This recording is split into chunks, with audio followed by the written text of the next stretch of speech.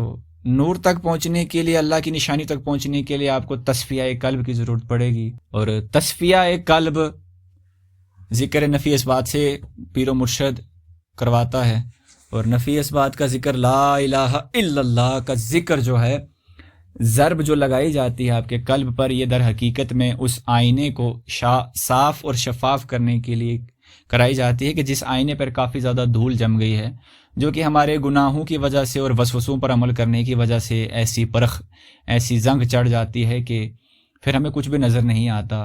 بسم اللہ الرحمن الرحیم، صلی اللہ علی حبیبہ محمد وآلہ وسلم۔ السلام علیکم ورحمۃ اللہ وبرکاتہ۔ آج کا ہمارا موضوع ہے باطنی آنکھ اور ذکر نفی اثبات۔ باطنی آنکھ کس طریقے سے روشن ہوتی ہے، کس طریقے سے کھلتی ہے۔ باطنی آنکھ کو ہم روحانی نظر بھی کہہ سکتے ہیں،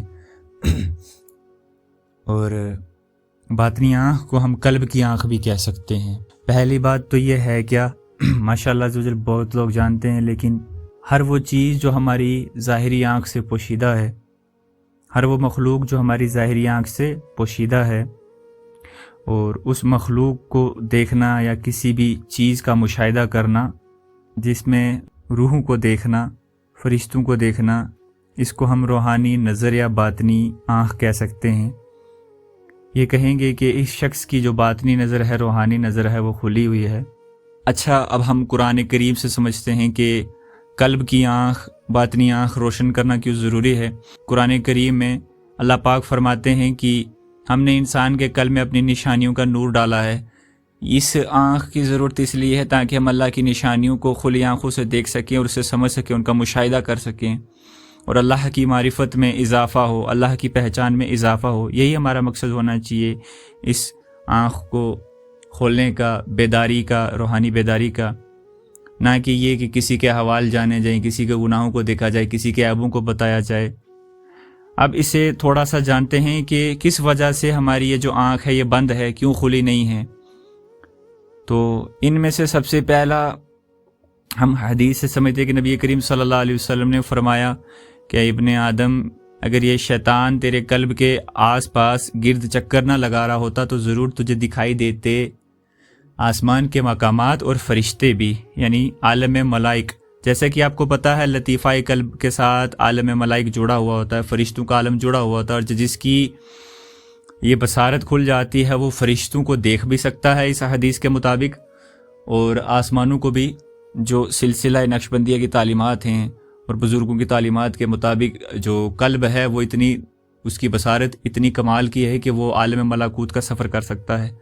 تو یہی ایک باطنی آنکھ ہے، اور اس کے آگے جتنے پردے ہٹتے ہیں اتنے زیادہ ہی اس کی روشنی بڑھتی رہتی ہے، اور اتنا ہی زیادہ یہ عالم ناسوت اور عالم ملکوت کے معاملات کو دیکھ سکتی ہیں۔ تو یہ جو شیطان ہمارے قلب کے آس پاس گھوم رہا ہوتا ہے، یہ کیا ہے؟ یہ خناس ہے، یہ وسوسوں کی صورت میں ہمارے آس پاس گھومتا رہتا ہے اور عمل کرانے کی کوشش کرتا ہے، اور جیسا ہی انسان عمل کرتا ہے تو اس کے اوپر سیاہ نقطہ لگ جاتا ہے جو ایک پردہ ہو جاتا ہے۔ اسی پردے کی وجہ سے انسان کی یہ باطنی آنکھ کھلی ہوئی نہیں ہوتی ہے۔ اور ایک اور حدیث پیش کروں گا کہ مومن کی فراست سے ڈرو کہ وہ اللہ کے نور سے دیکھتا ہے۔ تو مومن کی فراست کیا ہے؟ کہ جو مومن ہے وہ سب سے پہلی تو یہ یاد رکھنا کہ مومن کا قلب سلیم ہوتا ہے، اللہ کی یاد میں، اللہ کے ذکر میں مشغول ہوتا ہے، اللہ کے نور سے منور ہوتا ہے۔ اس کے قرآن کریم میں اللہ پاک ارشاد فرما رہا ہے کہ ہم نے مومن کے، یعنی انسان کے قلب میں اپنی نشانیوں کا نور رکھا ہوا ہے۔ تو یہ نشانیوں کا نور اور بھی زیادہ اللہ کی معرفت میں اضافہ ہوگا جب یہ نور ہم تک پہنچے گا۔ تو اب اس کو بیدار کرنے کا طریقہ کار کیا ہے؟ وہ ہے نفی اثبات کا ذکر، لا الہ الا اللہ، ذکر چار ضربی بھی جس کو کہا جاتا ہے۔ اس میں آپ کو اپنے قلب پر لا الہ الا اللہ اسم اللہ کا تصور کر کے اس کی ضرب لگانی ہوتی ہے، کہ تاکہ آپ کا قلب اس میل سے، اس گندگی سے پاک ہو جائے جو اس قلب کے اوپر ہے۔ در حقیقت میں قلب جو ہے وہ ایک آئینے کی طرح ہے، جس کے اوپر جب ہم وسوسوں کی گرد ہے اور جو ہم گناہ کرتے ہیں جو اس کا نقطہ لگتا ہے اس کی گرد ہے، اسی وجہ سے ہمارا یہ جو قلب ہے اور زیادہ اندھیرا اور زیادہ سیاہ ہوتا رہتا ہے۔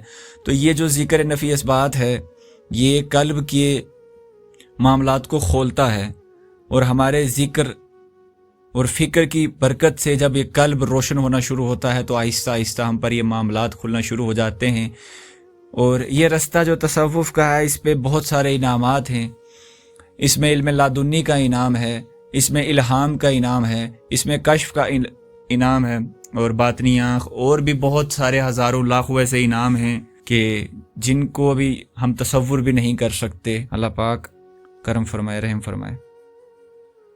اب عملیات کا شعبہ جو ہے، جو چینل کتابوں سے پڑھ کر عملیات کے ذریعے چڑھاتے ہیں بھائی، ان کا معاملہ الگ ہے اور اس میں پرہیز کرنا پڑتا ہے۔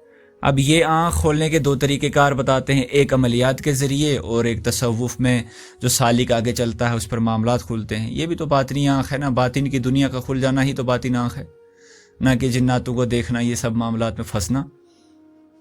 تو عملیات میں کیا کرایا جاتا ہے، اس میں پرہیز لگایا جاتا ہے، جلالی جمالی ترک باللذات، ترک حیوانات وغیرہ کے جو پرہیز لگائے جاتے ہیں۔ لیکن تصوف میں اکثر ایسے پرہیز نہیں لگائے جاتے، لیکن تصوف میں تھوڑی سی ان چیزوں میں چھوٹ ہوتی ہے۔ بندہ نارمل جو ہے اپنے روزمرہ کے کام بھی کر رہا ہوتا ہے اور ساتھ میں اپنے ذکر اذکار اور تسبیحات پہ دھیان دے کر اللہ کی رضا اور مرشد کی عطا کردہ علم سے بندہ ہر روز آگے آگے بڑھ رہا ہوتا ہے، اس پہ کئی سارے معاملات کھلتے ہیں۔